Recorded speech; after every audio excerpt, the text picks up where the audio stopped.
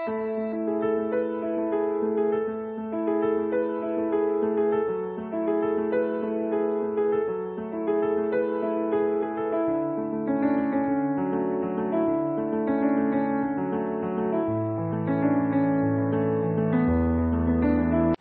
Morning student, I am Swati Kaurav, your Hindi teacher.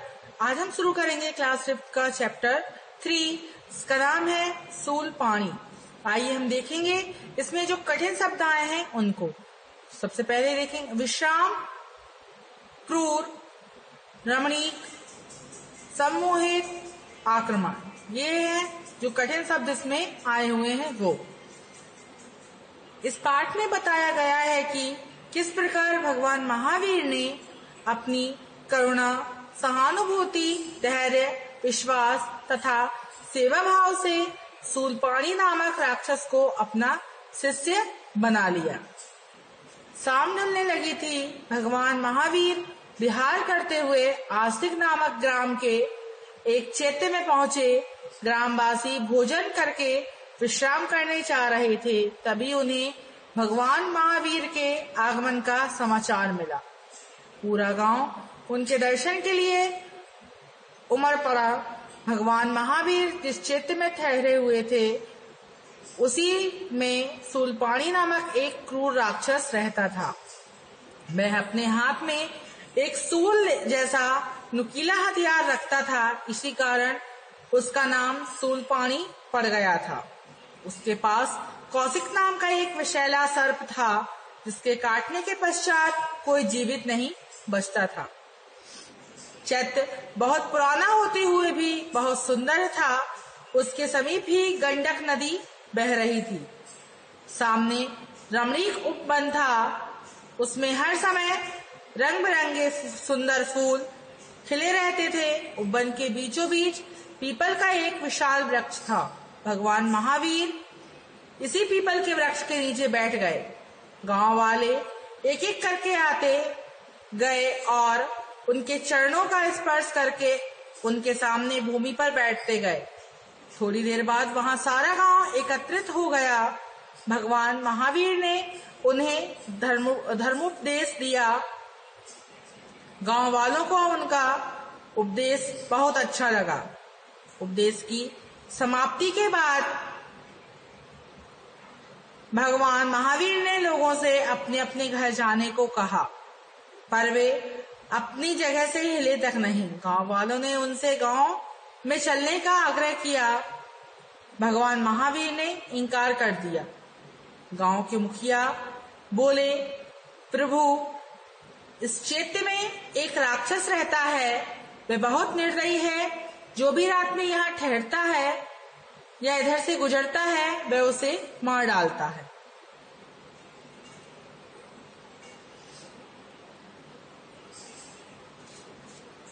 भगवान महावीर उनकी बात सुनकर मुस्कुराए और बोले, तुम मेरी चिंता मत करो, वह मेरा कुछ भी अहित नहीं कर पाएगा।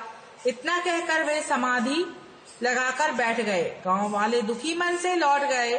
कुछ समय पश्चात अंधेरा हो गया। शूलपाणी बाहर से लौटा। उपवन में से एक व्यक्ति को समाधि लगाए बैठे देखकर चौंका। क्रोध से उसकी आंखें लाल हो उठी। वह भगवान महावीर को गालियां देने लगा। उसने उन्हें जान से मारने की धमकी भी दी। भगवान महावीर पर इसका कोई प्रभाव नहीं पड़ा। वे समाधि लगाए बैठे रहे। क्रोधित होकर शूलपाणी ने कौशिक नाग से कहा, तुम इस दुष्ट महात्मा को काट लो। कौशिक पुकारता हुआ भगवान महावीर की ओर बढ़ा। तभी भगवान महावीर ने शांत भाव से कहा, कौशिक, जरा सोचो तुम क्या करने जा रहे हो। ऐसा करने से तुम्हें क्या लाभ होगा। भगवान महावीर की अमृतमयी वाणी सुनकर सर्प सम्मोहित हो गया। वह जहां का तहां रुक गया। शूलपाणी और अधिक क्रोधित हो उठा।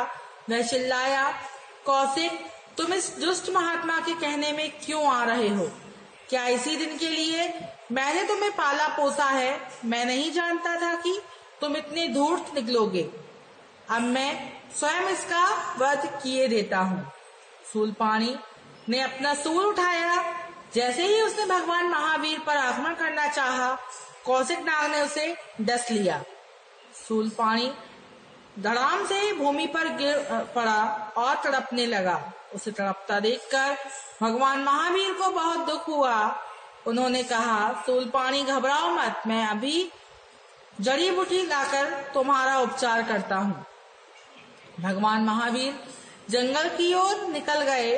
अंधेरा होने के कारण उन्हें बहुत परेशानी हो रही थी, फिर भी उन्होंने एक जड़ी बूटी खोज ही ली। जब वे लौटे तो गांव के बहुत से लोगों को वहां पाया। भगवान महावीर ने जड़ी बूटी घिसकर शूलपाणी का उपचार करना आरंभ किया तो गांव के मुखिया ने कहा, भगवान इसे ना बचाएं, यह हत्यारा और पापी है, यह निर्दोष लोगों को सताता है, अतः इसे मर जाने दो। महावीर स्वामी ने कहा, तुम्हारा कथन ठीक है, पर इस समय शूलपाणी कष्ट में है, हमें कष्ट में पड़े जीव की मदद करनी चाहिए। शूलपाणी का स्वभाव है दूसरों को कष्ट देना और मेरा स्वभाव है दूसरों की मदद करना। लोग चुप हो गए। कुछ देर में शूलपाणी स्वस्थ हो गया। वह उठकर भगवान के चरणों में गिर पड़ा और बोला, प्रभु मुझ अज्ञानी को क्षमा कर दे, मैं बहुत बड़ा पापी हूँ। मैं जानता हूँ कि मेरा अपराध क्षमा करने योग्य नहीं है। अब मैं आपकी शरण में आया हूँ, आप जो चाहें सजा दें। भगवान महावीर ने उसे उठाते हुए कहा, उठो वत्स, सच्चे मन से किया गया प्रायश्चित ही सबसे बड़ी सजा है। मुझे अपना शिष्य बनाकर दीक्षा दें, मैं प्रण करता हूँ कि अब किसी को नहीं सताऊंगा। शूलपाणी ने कहा। भगवान महावीर ने उसके सिर पर हाथ फेरते हुए कहा, वत्स, आज से तुम मेरे शिष्य हुए, भगवान तुम्हारा कल्याण करेंगे। मानवता की सेवा करना ही सबसे बड़ा धर्म है, यही तुम्हारे लिए दीक्षा है। महावीर स्वामी से दीक्षा पाने के उपरांत शूलपाणी का जीवन दर्शन से ही बदल गया। अब वह परोपकार का जीवन व्यतीत करने लगा। आइए हम देखेंगे अब पाठ ज्ञान। सबसे पहले पाठ ज्ञान में मौखिक प्रश्न। पहला प्रश्न, भगवान महावीर किस धर्म के प्रवर्तक थे? तो इसका उत्तर है जैन। भगवान महावीर जैन धर्म के प्रवर्तक थे। दूसरा प्रश्न, राक्षस का नाम शूलपाणी कैसे पड़ा? राक्षस का नाम शूलपाणी कैसे पड़ गया? इसका उत्तर है, राक्षस का नाम शूलपाणी इसलिए पड़ा क्योंकि वह शूल हाथ में रखता था। तीसरा प्रश्न, शूलपाणी के विषैले सर्प का क्या नाम था? बताइए, शूलपाणी के विषैले सर्प का क्या नाम था? शूलपाणी के विषैले सर्प का नाम कौशिक था। चौथा प्रश्न, भगवान महावीर जंगल की ओर क्यों गए? भगवान महावीर जंगल की ओर क्यों गए? तो वो किस लिए गए थे जंगल की ओर? धर्मोपदेश देने के लिए।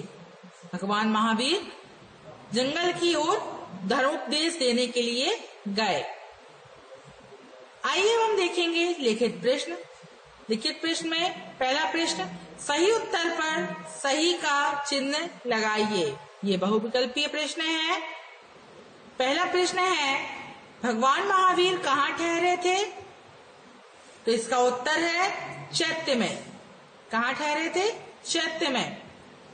फिर है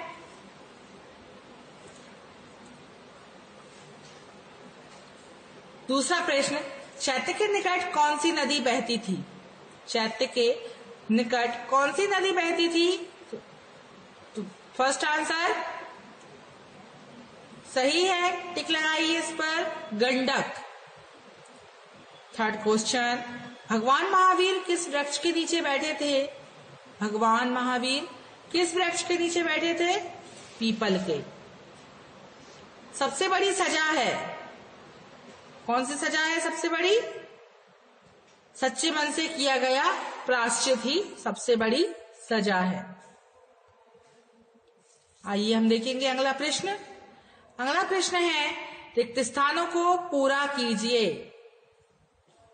भगवान महावीर खालिस्तान ग्राम के एक चैत्य में पहुंचे। तो ये क्या है? आस्तिक। यहाँ फर्स्ट में क्या आएगा? आस्तिक। दूसरे खालिस्तान में आएगा सूलपाणी। तीसरे में आएगा धर्मोपदेश। चौथे में आएगा सम्मोहित। पांचवें खालिस्तान में आएगा प्रायश्चित।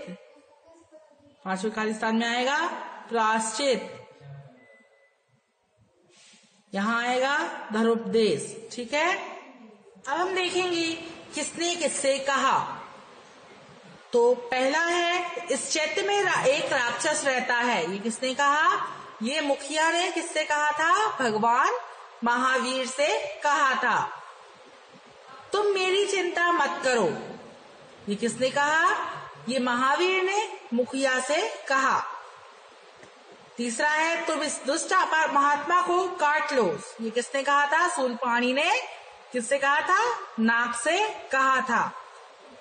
चौथा, ऐसा करने से तुम्हें क्या लाभ होगा? ये किसने कहा? ये महावीर ने नाग से कहा। पांचवा प्रश्न, मुझ अज्ञानी को क्षमा कर दें। ये किसने कहा? ये सूलपाणी ने महावीर से कहा। चौथा प्रश्न, निम्नलिखित प्रश्नों के उत्तर दीजिए। तो भगवान महावीर का स्वभाव कैसा था? तो इसका उत्तर है, लिख लीजिए, भगवान महावीर का स्वभाव करुणा, सहानुभूति, धैर्य और विश्वास वाला था। भगवान महावीर का स्वभाव करुणा, सहानुभूति, धैर्य और विश्वास वाला था। सेकंड क्वेश्चन, सूलपाणी कौन था? उसका यह नाम क्यों पड़ा? तो इसका उत्तर है, सूलपाणी एक क्रूर राक्षस था। वह अपने हाथ में एक सूल जैसा नुकीला हथियार रखा रहता था। इसी कारण उसका नाम सूलपाणी पड़ गया था। तीसरा प्रश्न, गांव के मुखिया ने भगवान महावीर को क्या बताया? तो तीसरे का उत्तर है, गांव के मुखिया ने भगवान महावीर को बताया कि इस चैत्य में एक राक्षस रहता है और वह बहुत ही निर्दयी है। चौथा प्रश्न है, सूलपाणी ने भगवान महावीर से कैसा व्यवहार किया? तो सूलपाणी ने देखा एक व्यक्ति समाधि लगाए बैठा है, तो क्रोध से उसकी आंखें लाल हो गईं और वह भगवान महावीर को गालियां देने लगा। ये चौथे का उत्तर है। पांचवा प्रश्न है, अंत में सूलपाणी का व्यवहार क्यों बदल गया? इसका उत्तर है, आइए देखते हैं इसका उत्तर।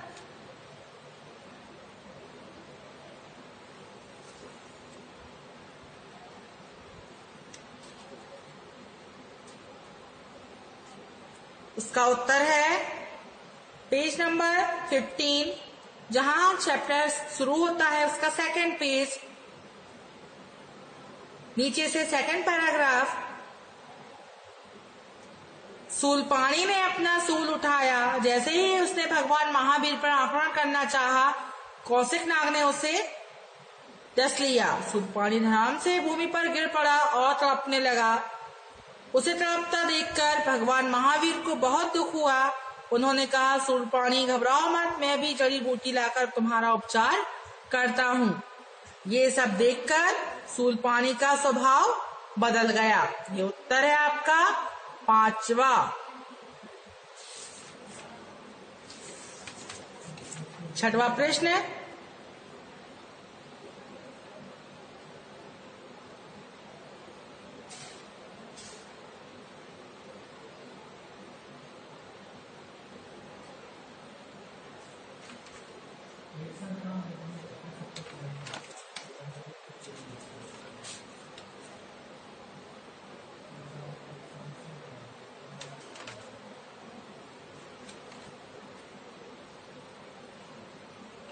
छठवां प्रश्न है, हम देखेंगे छठवां प्रश्न, अंत में सूलपाणी का व्यवहार क्यों बदल गया?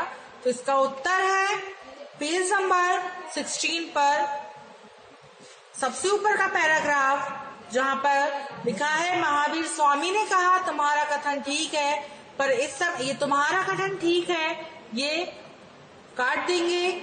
यहाँ आएगा महावीर स्वामी ने कहा,